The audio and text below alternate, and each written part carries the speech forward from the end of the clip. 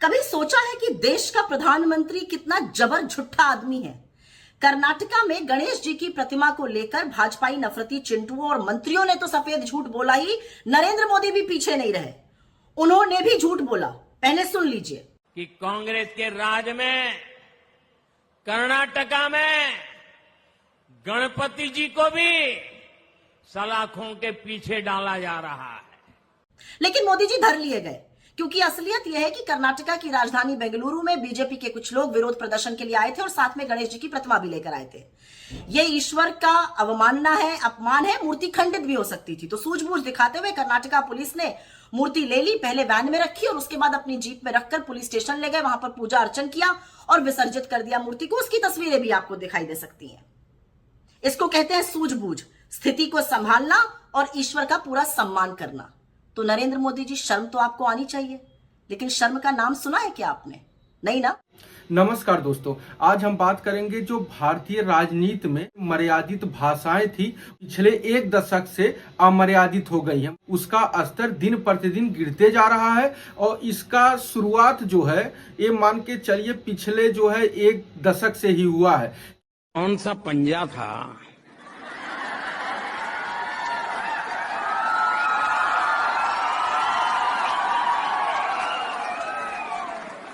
जो 85 पैसा घिस लेता था सरकार? यार पता नहीं पिछले जन्म में क्या पाप किया था, हिंदुस्तान में पैदा हुए। ये कोई देश है? ये कोई सरकार है? ये कोई लोग है? चलो छोड़ो, चले जाए कहीं और। छोड़ो यार, डूब गए, कुछ होगा नहीं। अरे भगवान बचाए भाई, पता नहीं पिछले जन्म में क्या पाप किए, हम हिंदुस्तान में पैदा हुए। हमारे यहाँ पहले जो सरकारें थी वो इस बात का गर्व करती थी कि हमने ये कानून बनाया, हमने वो कानून बनाया, हमने ठीकना कानून बनाया, हमने फलाना कानून बनाया। आपने पूरे चुनाव के कैंपेन में देखा होगा, यही बात चलती थी, हमने ये कानून बनाया, हमने वो कानून बनाया। ये रुपये कौन कौन विधवा थी जो लेती थी? ये कांग्रेस की कौन सी विधवा थी जिसके खाते में रुपया जाता था? जिनको गंदगी करनी थी वो गंदगी करके चले गए, लेकिन हम सफाई करके जाएंगे। सरकार की अपनी अनिर्णायकता के कारण, लेथार्जी के कारण, इनडिसिसिव के कारण मोदी जी ने एक भाषण में जो है सोनिया गांधी के बारे में किस प्रकार से उल्लेख किया था। मतलब एक प्रकार से आप कहते हैं कि हम उस संघ से आते हैं जहां हमको मर्यादा सिखाया जाता है, स्त्री के बारे में सम्मान करना सिखाया जाता है। दूसरी तरफ आप उस महिला के बारे में कह रहे हैं जिसका पति जो है देश के लिए कुर्बान हो गया, तीन पीढ़ी देश के लिए कुर्बान हो गया। इसके लिए आप इस शब्दों का प्रयोग कर रहे हैं, क्या ये सही है? बस यहीं तक नहीं, 29 अक्टूबर 2012 को हिमाचल प्रदेश की एक रैली में शशि थरूर की जो पत्नी थी सुनंदा पुष्कर, उनके बारे में तो उन्होंने कहा था कि जो है मोदी जी ने गरीब देश में ऐसा कौन सा नेता है जो 50 करोड़ की गर्लफ्रेंड रखता है।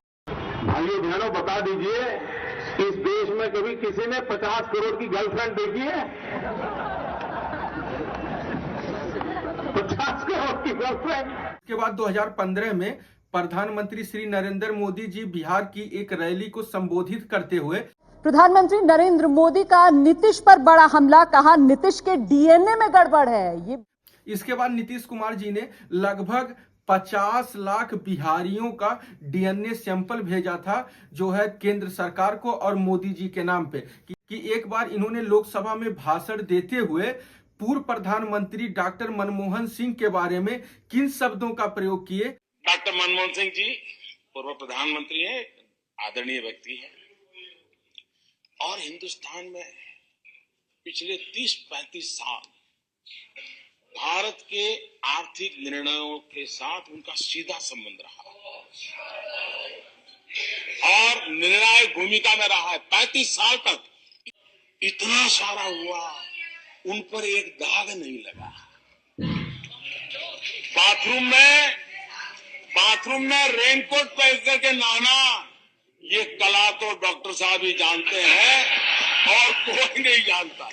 35 साल तक एक व्यक्ति जो राजनीतिक जीवन में भारत की आर्थिक को मजबूत कर रहा था, भारत की सोच को मजबूत कर रहा था, उसके ऊपर एक दाग भी नहीं लगा। मतलब उसके ऊपर न घोटाला लगा दाग, न उन्होंने कभी चुनाव बांड में घोटाला किया, न कभी कहीं पे घोटाला के रूप में उनका नाम आया। वो बेदाग प्रधानमंत्री भारत के बने रहे। सम्राट चौधरी ने कहा कि लालू प्रसाद यादव ने अपनी बेटी को टिकट दिया है, उसके बदले उससे किडनी लिया। और लालू जी तो अब अपनी बेटी तक को नहीं छोड़े, पहले किडनी लिए तब टिकट दिया। यही है लालू यादव जी का परिचय। जो व्यक्ति अपने बेटी तक को नहीं छोड़ता हो, उसी का नाम है लालू प्रसाद। इनका सोचने का स्तर कितना गिर चुका है आप खुद सोचिए। और उसके बाद आप देख लीजिए केंद्रीय मंत्री स्मृति ईरानी जी ने लालू यादव के बारे में किस शब्दों का प्रयोग किया था कि एक चारा चोर ने ये कहा कि मोदी का कोई परिवार नहीं। आज बड़ी विनम्रता से उस चारा चोर तक अगर नागपुर से आवाज जाए महाराष्ट्र की, तो कहना चाहती हूँ, हम हैं मोदी का परिवार। तो एक वो आदमी जो 3 बार बिहार का मुख्यमंत्री रहा हो। प्रार्थना है रेणुका जी को कुछ मत कीजिए। रामायण सीरियल के बाद ऐसी हंसी सुनने का आज सौभाग्य मिला है।